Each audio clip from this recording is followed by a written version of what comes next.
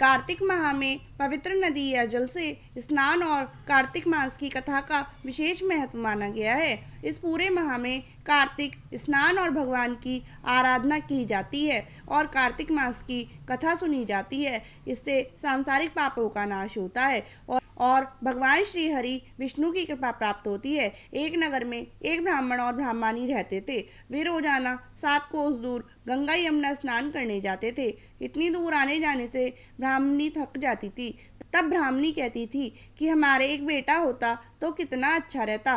बेटे के बहू आती तो हमें घर वापस जाने पर खाना बना हुआ मिलता और बहू घर का काम भी कर देती। ब्राह्मणी की बात सुनकर ब्राह्मण ने कहा कि तूने बात तो सही कही है, चल मैं तेरे लिए बहू ला ही देता हूँ। ब्राह्मण ने कहा कि एक पोटली में आटा डालकर कुछ मोहरे रख दे। ब्राह्मण के कहे अनुसार ब्राह्मणी ने पोटली बांध कर दे दी। पोटली लेकर ब्राह्मण चला गया। ब्राह्मण अभी कुछ दूर गया ही था कि उसे यमुना के किनारे बहुत ही सुंदर लड़कियां दिखाई दी।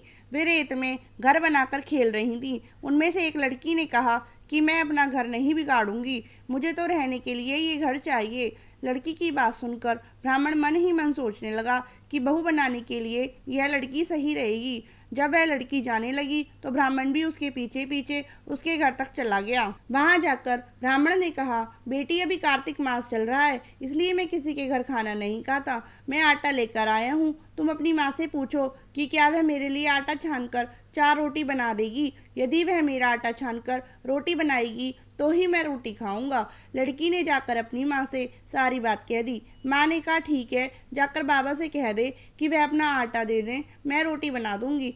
जब वह आटा छानने लगी तो आटे में से मोहरें निकली। वह सोचने लगी कि जिसके आटे में इतनी मोहरें हैं उसके घर में कितनी मोहरें होंगी। जब ब्राह्मण खाना खाने बैठा तो लड़की की माँ ने कहा, बाबा आप अपने लड़के की सगाई करने जा रहे हो। तब ब्राह्मण ने कहा कि मेरा बेटा तो काशी में पढ़ने गया हुआ है, लेकिन यदि तुम कहो तो खान कटोरे से विवाह करके तेरी बेटी को अपने साथ ले जाऊं। लड़की की माँ ने कहा ठीक है बाबा, और खान कटोरे से शादी करके ब्राह्मण के साथ भेज दिया। ब्राह्मण ने घर आकर कहा, रामू की माँ दरवाजा खोल कर देख, मैं तेरे लिए बहू लेकर आया हूँ। ब्राह्मणी बोली, दुनिया ताने मारती थी, अब आप भी मारने लगे। हमारे तो 7 जन्म तक कोई बेटा बेटी नहीं है, तो बहू कहाँ से आएगी। ब्राह्मण ने कहा कि तू दरवाजा खोल कर तो देख। जब ब्राह्मणी ने दरवाजा खोला तो सामने बहू को खड़ी देखा। उसने बहू का स्वागत किया और आदर सत्कार से अंदर ले गई। अब ब्राह्मण और ब्राह्मणी स्नान करने जाते तो बहू घर का सारा काम करके और खाना बनाकर रखती। वह उनके कपड़े धोती और रात को पैर भी दबाती। इस तरह काफी समय बीत गया। ब्राह्मणी ने अपने बहू से कहा, बहू कभी भी चूल्हे की आग मत बुझने देना और मटके का पानी खत्म मत होने देना। एक दिन चूल्हे की आग बुझ गई। तब बहू भागी भागी अपनी पड़ोसन के पास गई और कहा कि मेरे चूल्हे की आग बुझ गई है, मुझे थोड़ी आग चाहिए। मेरे सास ससुर सुबह 4 बजे से गए हुए हैं, वह थके हारे आएंगे, इसलिए मुझे उनके लिए खाना बनाना है। तब पड़ोसन ने कहा कि तू तो बावली है, तुझे ये दोनों मिलकर पागल बना रहे हैं, इनके कोई बेटा नहीं है। बहू ने कहा नहीं ऐसा मत बोलो, इनका बेटा तो बनारस काशी में पढ़ने गया हुआ है। तब पड़ोसन ने कहा कि यह तुझे झूठ बोल कर लाए हैं, इनके कोई बेटा नहीं है। अब बहू पड़ोसन की बातों में आ गई और कहने लगी कि अब आप ही बताओ कि मैं क्या करूं।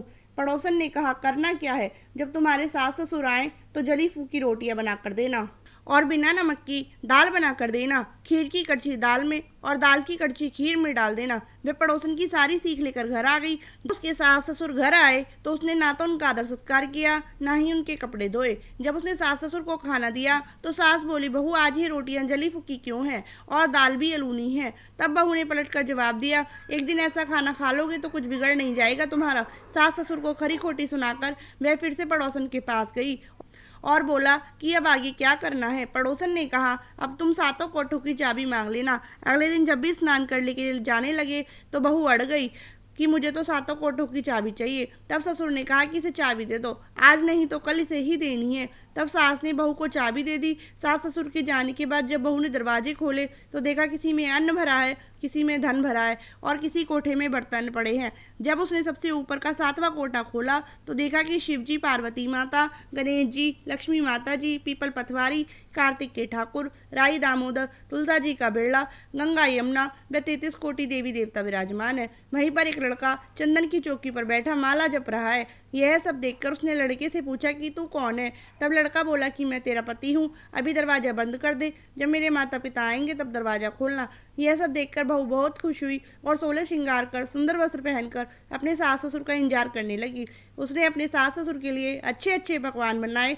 जब उसके सास ससुर घर पर आए तो उसने उनका आदर सत्कार किया और प्रेम पूर्वक खाना खिलाया और पैर दबाने लगी। पैर दबाते दबाते बहू ने कहा, माँ आप इतनी दूर गंगा यमुना स्नान करने के लिए जाती हो तो आप थक जाती हो, इसलिए आप घर पर ही स्नान क्यों नहीं करती हो। यह सुन सास कहने लगी कि बेटी गंगा यमुना घर पर तो नहीं बहती हैं। तब उसने कहा, हाँ माँ जी बहती हैं, चलो मैं आपको दिखाती हूँ। जब बहू ने 7वां कोठा खोल कर दिखाया तो उसमें शिव जी, पार्वती जी, गणेश जी, लक्ष्मी जी, पीपल पथवारी, कार्तिकेय ठाकुर राई, दामोदर, तुलसी जी का बिरला, गंगा यमुना बह रही है और 33 कोटि देवी देवता विराजमान है। वही चौकी पर बैठा एक लड़का माला जप रहा है। माँ ने कहा कि बेटा तू कौन है। लड़का बोला, माँ मैं तेरा बेटा हूँ। तब ब्राह्मणी ने पूछा कि तू कहाँ से आया। लड़के ने जवाब दिया कि मुझे कार्तिक देवता ने भेजा है। बुढ़िया ने कहा कि बेटा यह दुनिया कैसे मानेगी कि तू मेरा बेटा है। बुढ़िया ने कुछ विद्वान पंडितों से मदद मांगी। पंडितों ने कहा कि इस पार बहू बेटा खड़े हो जाएं और उस पार बुढ़िया खड़ी हो जाए। बुढ़िया ने चमड़े की अंगियां पहनी हो और छाती से दूध की धार निकलकर बेटे की दाढ़ी मूछ भीगे और पवन पानी से गठजोड़ा बंधे, तब माने कि यह बुढ़िया का ही बेटा है। उसने ऐसा ही किया। चमड़े की अंगियां फट गई और छाती में से दूध की धार निकलकर बेटे की दाढ़ी मूछ भीग गई। पवन पानी से बहू बेटे का गठजोड़ बन गया। यह सब देखकर ब्राह्मण और ब्राह्मणी की खुशी का ठिकाना न रहा। हे कार्तिकेय ठाकुर, जैसे ब्राह्मण ब्राह्मणी को बहू बेटा दिया वैसे सबको देना। कार्तिक मास की कथा कहने सुनने और हुंकारा भरने वाले सब पर कृपा करना। यह थी कार्तिक मास की कथा। हम आशा करते हैं कि आपको कार्तिक मास की कथा पसंद आई होगी।